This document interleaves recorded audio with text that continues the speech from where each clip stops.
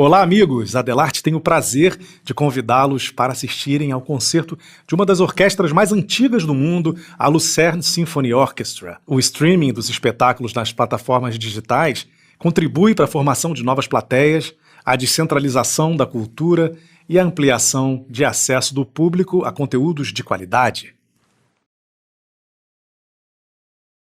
Esse programa tem o patrocínio master do Grupo Positivo, líder em educação de qualidade no Brasil, com atuação nas áreas de ensino, gráfica e tecnologia, sempre comprometido com a responsabilidade social e ambiental em suas ações. Conta com patrocínio da Clariant, empresa internacional de especialidades químicas, da Syngenta, empresa líder no segmento agrícola, e do escritório Matos Filho. Conta com o apoio da rede Windsor Hotéis e Halliburton e é uma realização da Dellarte Soluções Culturais.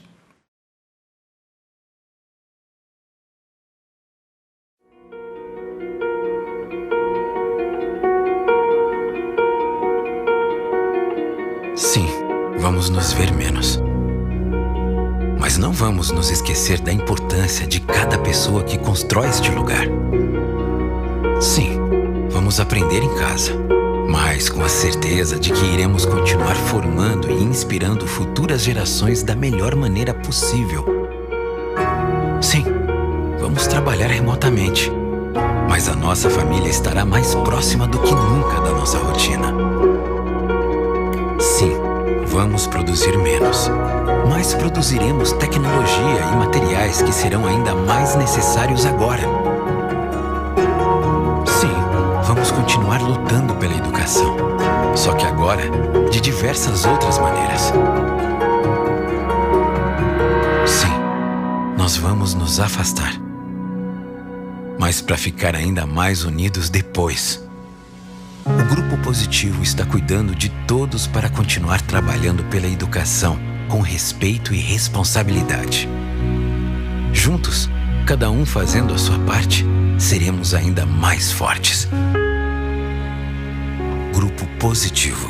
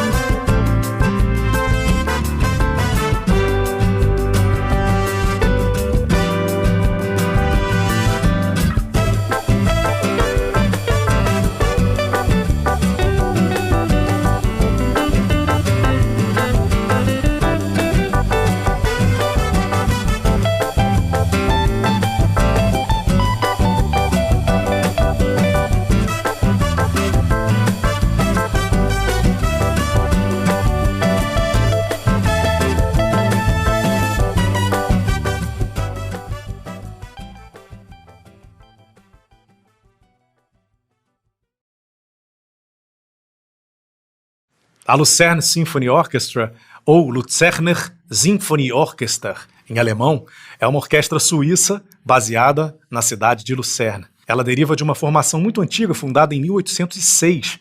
Portanto, é uma das mais antigas orquestras em atividade no mundo. O regente principal da orquestra é o James Gaffigan, mas o concerto que a gente vai assistir foi dirigido por um maestro convidado, o veterano Neeme Järvi, estoniano de nascimento, naturalizado americano, que já realizou mais de 420 gravações. Como solistas dessa apresentação, a gente vai ter ninguém menos que a maravilhosa pianista argentina de ascendência judaica Martha Argerich, tida como uma das maiores da sua geração, famosa pelas interpretações densas e vigorosas, muito amiga do nosso Nelson Freire, e o violoncelista Mischa Maisky, também um dos maiores nomes no seu instrumento, o violoncelo. O Mischa foi aluno do Rostropovich, no Conservatório de Moscou. O nosso programa é eclético, né? Ele abre com um Scherzo Capriccioso do Dvořák, que apesar do título indicar uma música alegre, é fruto de um momento de crise do compositor. Depois a gente vem com uma estreia mundial, a Oferenda Romântica, concerto duplo para piano e violoncelo, do compositor russo Rodion Shchedrin. Professor, pianista, nascido em Moscou, ele está com 87 anos, é uma lenda viva, né?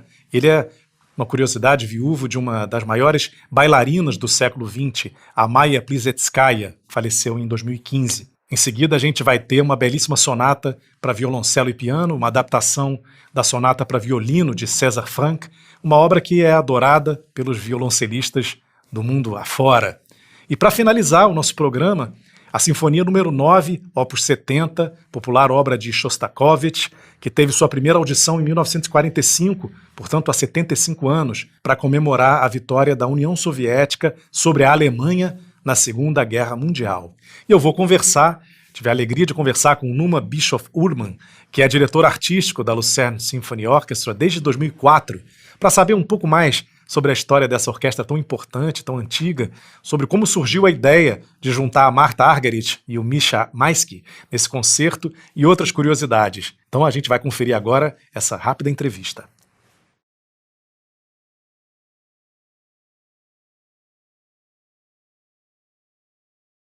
Bom, eu estou aqui com o diretor artístico da Orquestra de Lucerna, Neeme Järvi, e a gente vai fazer algumas perguntas para o Neeme sobre a história da orquestra e também sobre o programa que a gente vai assistir virtualmente daqui a pouquinho, tá bom? Neeme, first of all, thank you very much for being here with us. The Lucerne Symphony Orchestra is the oldest orchestra in Switzerland, with more than 2 centuries of activity. Could you highlight some remarkable moments of this long and successful story? Well, it's my pleasure, first of all, to be in conversation with you, Rodrigo, and the audience from Brazil who love classical music. Yes, it's the oldest symphony orchestra of our country. It has, in fact, a very interesting reason, because in that part of central Switzerland, in the very middle of it, where the country was founded in 1200 and something, at some point in the 18th century, Napoleon invaded the country. And so we had different laws than in other cities like Zurich, for example. So we had the right to perform theater, whereas in other cities that was not allowed at the time, because it was amusement that was not good for the moral part of society, they thought at the time. I mean, now we know how good it is. So it's the oldest. And then, over 100 years, there were not so many remarkable things that happened, but we had some very important things in the 19th century. For instance, Wilhelm Mengelberg, the famous conductor. Our orchestra then was his first orchestra before he went on to Concerto orchestra. And later on, of course, we had Marcello Viotti, a fantastic conductor, to be our music director. But the incredible story started, and in a way, the orchestra was more or less like refounded when they built our concert hall in 1999, a concert hall that is known really to be one of the best in the world, and I think it's true. Then it had to be completely reinvented, and the orchestra had to be put on the level of the hall. And there is a proverb in German that says, friss Vogel oder stirb, so eat all bird or you will die. And I then had the chance and the honor to take over the orchestra. And I said to everybody, I think this proverb is true. Either we go for it and then we will fly very far. In fact, till Brazil in theory, or we will disappear. There's no choice in between excellence and existing. So this is, I think we should talk about this restart of the orchestra in 1999. Okay, thank you. The Lucerne Symphony Orchestra has an education program and a very moving, inclusive attitude. I would like you to tell us about it. What kind of activities do you promote in this regard? A lot, because first of all, it goes with a thinking mentality. I think we have the duty to share classical music with everyone, regardless of origin, of means, of education, because we can't assume anymore that in every household people play a string quartet. You know, we have to tell them how beautiful and how important it is. And we also know how good it is for brains to make music. So we have this attitude that we need to approach people and not expect they come automatically to our concert hall. Therefore, we started a program, a run-out, reach-out program. We go in all the small villages, as it is very mountainous in Switzerland. We even go to the small villages in the mountains where they have no music school, for instance. Wow. We have a car, a big coach in a way, a bus. That is Musikwagen. Yeah, Musikwagen. It has a stage you can open, on which, let's say, a quartet of our French horn players, or any kind of instrument, you can put them on that little stage.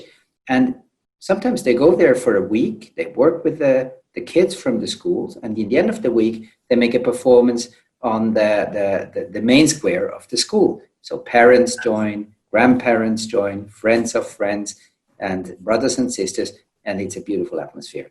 That's the magic moment when you share music with people who otherwise would not have the privilege of getting close to music.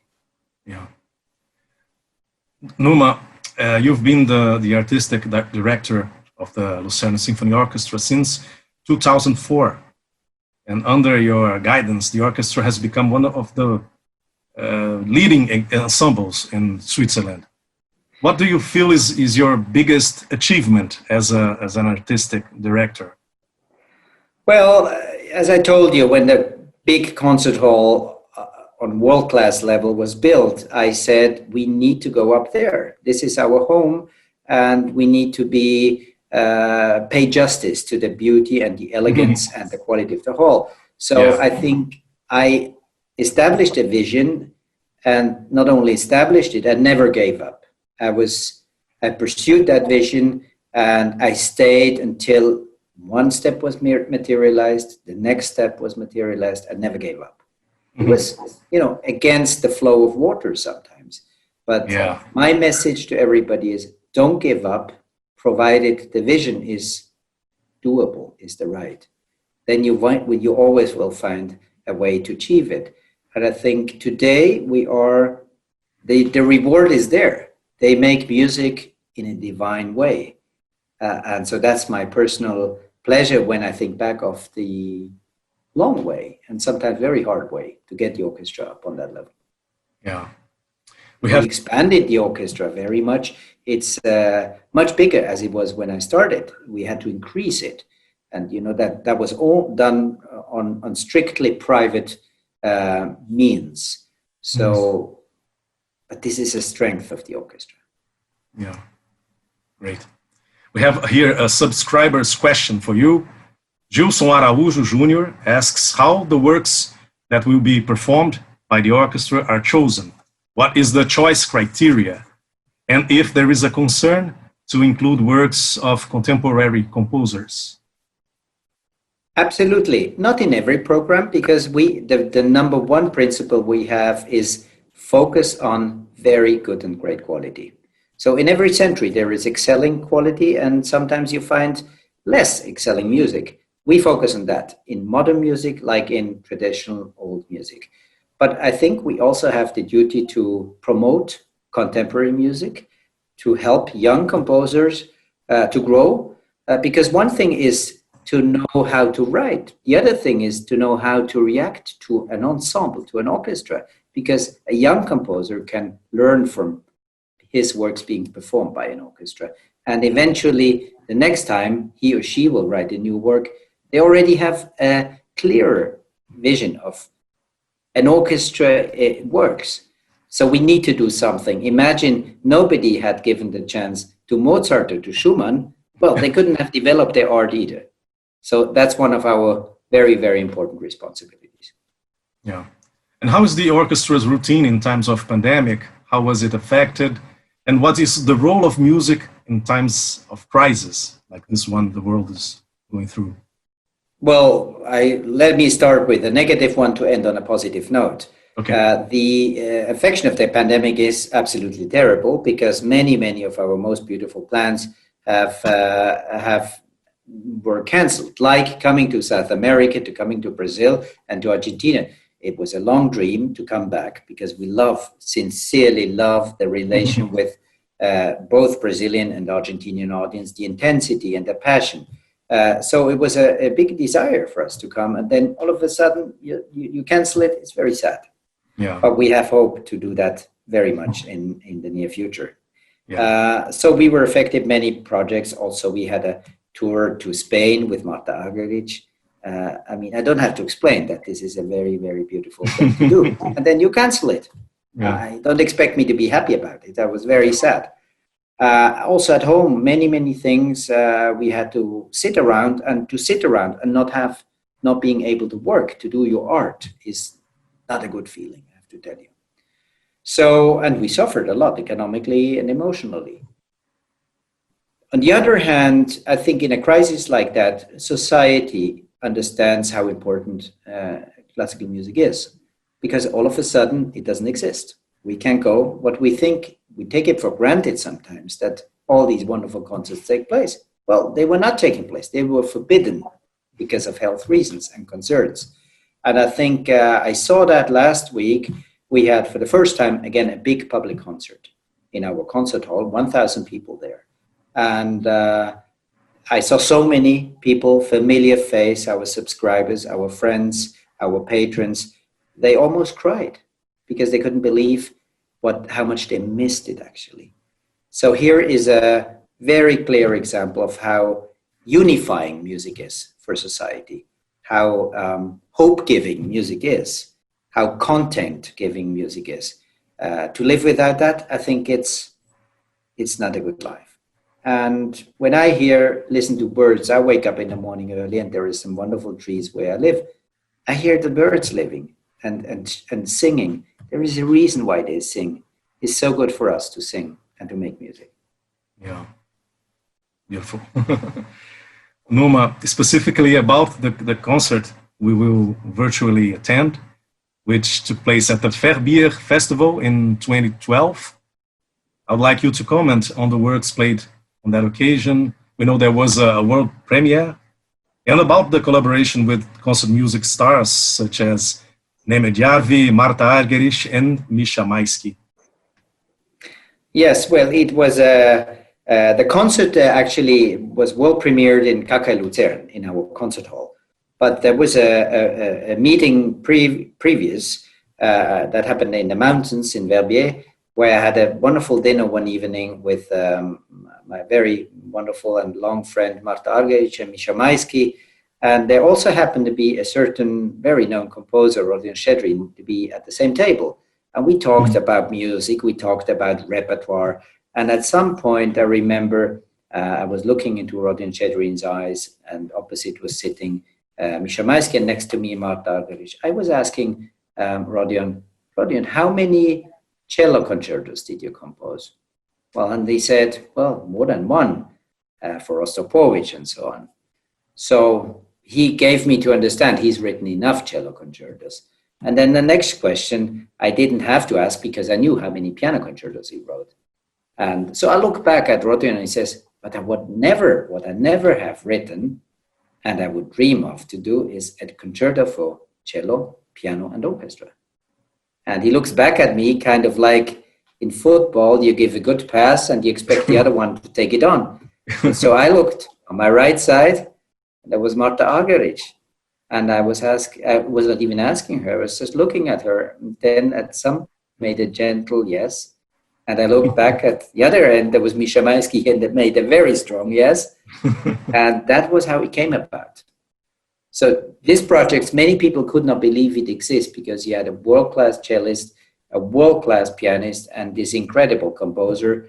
And what normally cannot be constructed, it just came about in this very dreamy, beautiful atmosphere in the Swiss mountains.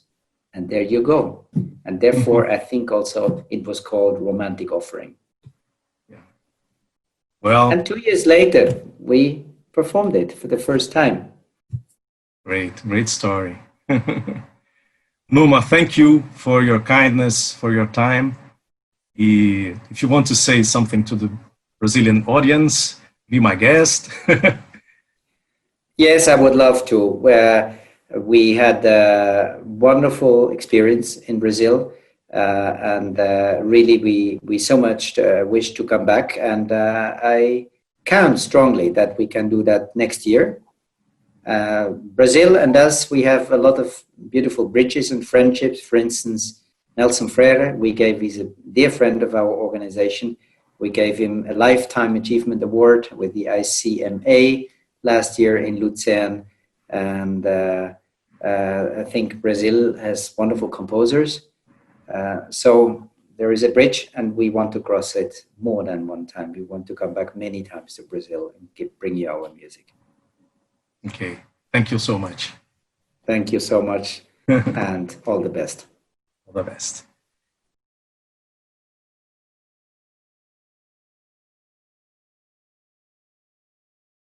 Bom, agora eu convido todos vocês a assistirem o concerto da Lucerne Symphony Orchestra pelo site digital.dellarte.com.br. O link está aqui na descrição do vídeo.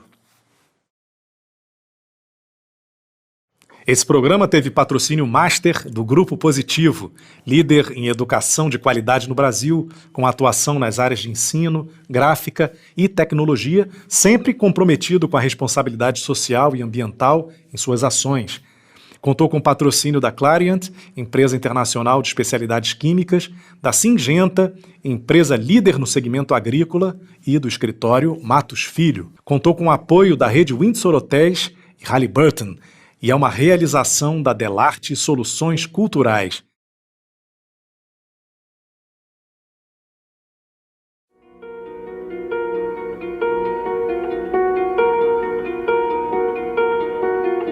Sim, vamos nos ver menos. Mas não vamos nos esquecer da importância de cada pessoa que constrói este lugar. Sim, vamos aprender em casa, mas com a certeza de que iremos continuar formando e inspirando futuras gerações da melhor maneira possível. Sim, vamos trabalhar remotamente, mas a nossa família estará mais próxima do que nunca da nossa rotina. Sim, vamos produzir menos, mas produziremos tecnologia e materiais que serão ainda mais necessários agora. Vamos continuar lutando pela educação, só que agora de diversas outras maneiras. Sim, nós vamos nos afastar, mas para ficar ainda mais unidos depois. O Grupo Positivo está cuidando de todos para continuar trabalhando pela educação com respeito e responsabilidade.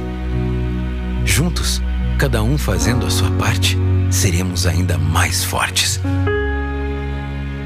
Grupo Positivo.